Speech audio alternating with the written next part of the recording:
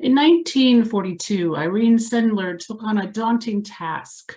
She lived in Warsaw, Poland, and it was becoming clear what Hitler and his armies were going to do to the Jews who lived in the Jewish ghetto. Sendler realized that the children would be killed if they remained in their homes. She firmly believed she could get them out and send them away so that they could be spared. It was a task she felt she was called to do. But first, she had to convince the parents to hand over their children to a complete stranger. As tensions grew and more Jews were being sent to concentration camps, Sendler went door to door, explaining her plan. She would take the children, give them Christian names, and place them into the homes of Poles who lived outside the ghetto, who would be willing to help. "Can you guarantee that they will live?" the parents asked her. Sendler could only guarantee that they would die if they remained. "When will we see them again?" the parents asked. Sendler could make no promises, but could only give them the code names she would assign to their children, and she promised she would do all she could to reunite them. Appalled at the Nazis' treatment of Jews, Sendler was determined to do all she could to help. Her father had always taught her that people make choices, to be good or bad. Their race, religion, and nationality did not matter. She felt this deep in her heart, and she felt she had a choice to act. Sendler found other like-minded helpers, and they figured out how to enter and exit the ghetto without being noticed. Families courageously chose to let her take their children. One of her favorite methods was to have the children taken out by ambulance. The Nazis feared that Jews harbored infectious diseases and never searched the ambulances. Some children were tossed over the walls. Others were hidden in gunny sacks, body bags, and even coffins. Once out, other families courageously chose to help harbor these children. Sendler issued hundreds of false documents to help over 2,500 Jewish children escape with their lives. Sendler kept careful track of each child's original name and their new identity. She placed these records in jars and buried them under an apple tree in her neighbor's yard. She hoped someday after the war, she'd be able to return the children to their original families. Unfortunately, the Nazis discovered Sendler's underground work. They arrested her, they imprisoned her, and they tortured her. They badly broke her legs and feet. She would never walk without crutches again. Her supporters bribed her Nazi guards and stole her away. In an effort to protect themselves, the Nazi guards lied to their officials and said they had executed her. After the war ended, she returned to that apple tree, and she dug up those jars. She used the notes to find the 2,500 children she and her helpers had placed in adoptive homes. Sadly, she found that most of the children had lost their families in the Nazi death camps, but all 2,500 children lived. In the year 2000, students at Union High School in Kansas wrote a play about Sendler, and they called it Life in a Jar. Her story goes on to have her recognized by Pope John Paul II to receive Poland's highest Medal of Honor, and even to be nominated for the Nobel Peace Prize in 2007. After she was recognized for her heroism in the Polish papers, a man called her on the phone. "I recognize your face," he cried. "It was you who got me out of the ghetto when I was a child." She had many calls like that. Yet to her dying days, she didn't feel she had done anything extraordinary. She felt she did what anyone would have done. And yet to you and me, as we hear her story, she certainly was extraordinary. She had courage, and she was a hero. This month, our theme is courage. The word alone makes me think of people who step forward and do what's right, even when it's hard to do. People who see that they are part of something bigger than themselves. People who make a difference. That very definition makes us think that heroes are few and far between, but I believe we just need to open our eyes and see the everyday heroes that are all around us. Recently, I think of Liz Cheney, who stepped forward to lead the investigation into the January 6th insurrection to the peril of her career. She lost her job because of it. But she did it because she believed in our Constitution and our nation, and then she felt it was her duty to protect our democracy. During the height of COVID, I think of the medical heroes who worked shift after shift with masks digging into their cheeks. With little sleep and lack of staff, they remained committed to caring for the increasing numbers of people who were walking through their doors, sick and dying of COVID. More recently, I was amazed by Elizabeth Volcarelli, the executive director of Martha's Vineyard Community Services. At the end of her workday, she saw over 50 immigrants carrying their lives in suitcases and walking towards her office building. They were sent by the governor of Florida without any warning. She opened the doors and raced to get others to help with supplies and places to stay. She brought in interpreters and even high school kids who were taking Spanish to help communicate with these folks, who had suddenly been dropped on her doorstep. Everyone who helped those immigrants during that time said they were just trying to treat these people with basic dignity and respect. These stories of heroes or people who demonstrate courage become what we gravitate towards. Their stories help us to cope and make sense of what really matters. Fred Rogers of Mr. Rogers' Neighborhood's fame said that his mother told him to always look for the helpers instead of the ones who had caused the tragedy. I believe that we seek out stories like Sandberg and Schindler and teachers and nurses and firefighters and all of those helpers who choose to move towards those in need. And when we hold those people up alongside the senseless disaster, death, or torture of others, those heroes can somehow help us to see hope in a way out of the tragedy.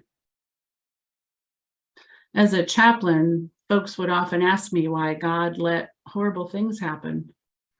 Many folks left their faith after a death of a child or the murder of a loved one. What kind of God would allow this to happen, they would fervently ask. I can only share that I believed God was weeping alongside them, as we all were, and that God was not present in the atrocity. For me, most horrific atrocities were acts of nature or physics or acts of evil caused by people. For me, God was present in all the folks who came rushing in to help and offer food and love and care. For me, that's where love and holiness dwells. That's where hope can continue to flourish, even when we are in the depths of despair. And that hope means that there can be redemption for us as well as people who make our own mistakes, who harm one another or lose our way. We humans are pretty complex creatures, aren't we? We can be wonderful and awful, often being both within a single hour. For even in the worst of times, in a flash, something will suddenly reveal a moment of light or love or connection, and it will remind us not to lose hope or to give up our faith. Goodness and hope allow us to carry on and helps us to focus on what's important. During COVID, when I thought I could not isolate another day, I found beauty in small things, like a hand-painted rock that someone had left near a tree in my yard. Its surprising gift was the remembrance that even within our forced isolation, I was not alone. I believe we have opportunities for redemption and creating connections within our lives each and every day. Like our reading said earlier, we are more than just businessmen and women or stay-at-home parents, lawyers, mechanics, laborers, doctors, or teachers. We are, in all reality, priests and prophets who continue to carry on the torch of life, even in the darkness and within challenges. Waking each day and intentionally trying to do our best is heroic and takes courage. All of you who helped your children or grandchildren through virtual schooling in the last couple of years were heroic. Those of you who lost loved ones during COVID and could only say your goodbyes on a Zoom were courageous and brave beyond belief. During these challenging times, waking up and deciding to be there for our families and loved ones can take enormous amounts of courage. Working hard at a job you may not like, just to put food on your table and keep a roof over your head is heroic and takes courage. Sitting bedside and holding the hand of a loved one who is dying takes great courage. Don't you dare believe otherwise. Loving someone who's challenging to love takes courage. Staying with someone during a very difficult time, perhaps a time when there's nothing you can do to change that outcome, that takes courage.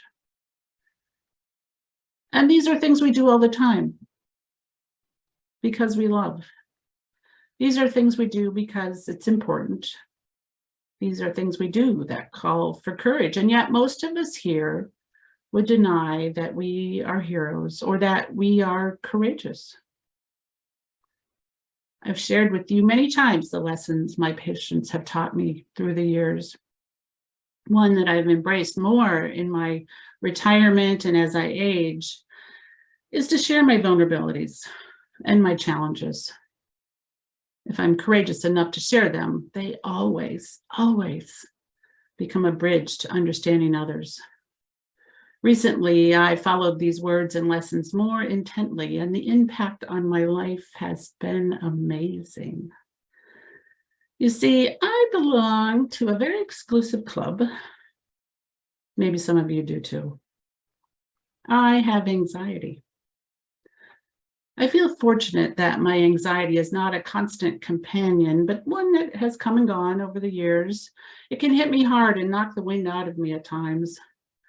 I've learned to seek medical help and get counseling, and I've been able to slog my way through it and out of it.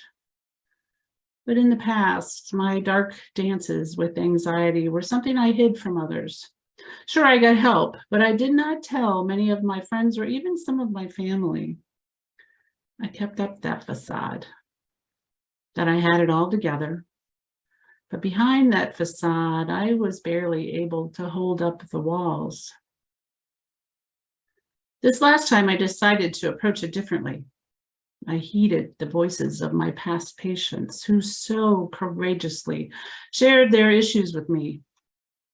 Holding these lessons, I decided to be more open with my circle of loving and tell them about my anxiety. And guess what happened? Everyone immediately offered me first their love and support, and then their own stories. I saw that everyone had a story of a time when they were knocked sideways by anxiety or depression or other mental health issues.